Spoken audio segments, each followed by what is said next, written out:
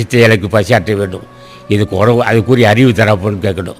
ஆக ஒருவன் ஜென்மத்தை கிடைத்திட்டு வேண்டும் என்றால் அவன் முதல் அன்னதானம் தான். அதான் சொன்ன வலது கை தானம் வலது கை தவம் இடது கை. அப்போ தானமும் தவமும் ரெண்டு சேர வேண்டும். இப்போ கை கூப்பினால் தானமும் தவமும் ரெண்டு சேர்ந்து நிறுத்தம். ஆக தானமும் தவம் செய்யணும். அப்போ தானம் செய்யறதுக்கு அறிவு வேணும். பொருள் இருக்குது, ஆனால் கொடுக்க மனசு இல்லையே. உன் செய்த விலைக்காரமாக கோடிக்கணக்கான பொருள் இருக்கலாம், ஆனால் கொடுக்க மனசு இல்லையே. இந்த பொருளே நீ செஞ்ச புண்ணியதாக வந்திருக்கு.